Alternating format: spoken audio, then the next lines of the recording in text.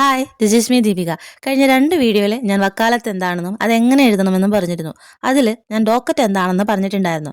Docket എന്നത് ഒരു കേസിനെയോ ഒരു രേഖയോ സംബന്ധിച്ച പ്രധാന വിവരങ്ങൾ ചുരുക്കമായി രേഖപ്പെടുത്തിയിരിക്കുന്ന ഒരു ഔദ്യോഗിക രജിസ്റ്ററാണ്.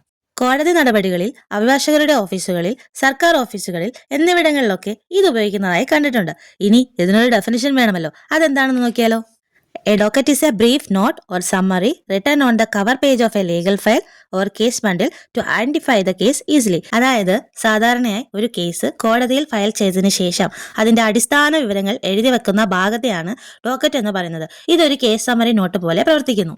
ഇങ്ങനെ എഴുതി വെക്കുന്നത് കോടതിയിലും അതുപോലെ തന്നെ അഡ്വക്കേറ്റ് ഓഫീസിലുള്ള ആളുകൾക്കും പെട്ടെന്ന് തന്നെ അതിലുള്ള പേപ്പറുകൾ മറിച്ചു നോക്കാതെ തന്നെ കാര്യങ്ങൾ എന്താണെന്ന് മനസ്സിലാക്കാനായിട്ട് സാധിക്കുന്നു. ഇനി ഈ ഡോക്കറ്റിൽ സാധാരണ ഉൾപ്പെടുന്ന വിവരങ്ങൾ എന്തൊക്കെയാണെന്ന് നോക്കിയാലോ.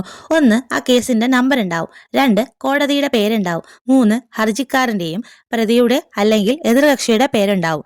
4. കേസ് തരം, അതായത് സിവിൽ ആണോ ക്രിമിനൽ ആണോ ഫാമിലി ആണോ അത് ഏതാണോ ആ കേസ് തരം ഉണ്ടാവും. 5. അത് എന്നാണോ ഫയൽ ചെയ്തത് ആ ഫയൽ ചെയ്ത തീയതി ഉണ്ടാവും. അഡ്വക്കേറ്റിന്റെ പേരുണ്ടാവും. അടുത്ത ഹിയറിംഗ് ഡേറ്റ് ഉണ്ടാവും. അടുത്ത ഹിയറിംഗ് ഡേറ്റ് എന്ന് ഉദ്ദേശിക്കുന്നതെന്ന് വെച്ച് കഴിഞ്ഞാൽ ഈ കേസ് ഇനി അടുത്ത ഏത് ദിവസത്തേക്കാണോ ഇരിക്കുന്നത് ആ ഡേറ്റ്, അതിനെയാണ് അടുത്ത ഹിയറിംഗ് ഡേറ്റ് ഉണ്ടാവും. കോടതിയുടെ ചെറിയ ഓർഡറുകൾ അല്ലെങ്കിൽ നടപടികൾ ഇതൊക്കെ ഇതിനകത്ത് ഉണ്ടാവും.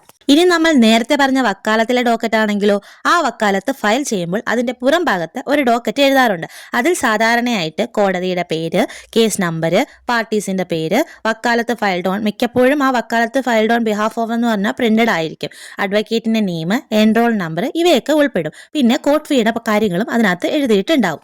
ഇനി ഈ പറഞ്ഞ ഡോക്കറ്റിന്റെ ഇമ്പോർട്ടൻസ് എന്താണെന്ന് ചോദിച്ചാൽ ഒരു കേസിന്റെ പുരോഗതി മനസ്സിലാക്കാൻ നമ്മളെ സഹായിക്കുന്നു. അതുപോലെ തന്നെ കോടതി നടപടികളുടെ ചുരുക്കരേഖയായിട്ട് ഇത് പ്രവർത്തിക്കുന്നു എന്ന് വേണമെങ്കിൽ പറയാം. അതുപോലെ അഡ്വക്കേറ്റ്സിനും ഇത് റെഫറൻസ് ആയിട്ടൊരു ഉപകാരിയാണ്. അടുത്ത നടപടികൾ എന്തെന്നറിയാനും ഇത് ഉപകാരപ്പെടുന്നുണ്ട്. അപ്പോൾ ഇന്ന് ഇത്രയേ ഉള്ളൂ. Tata bye bye.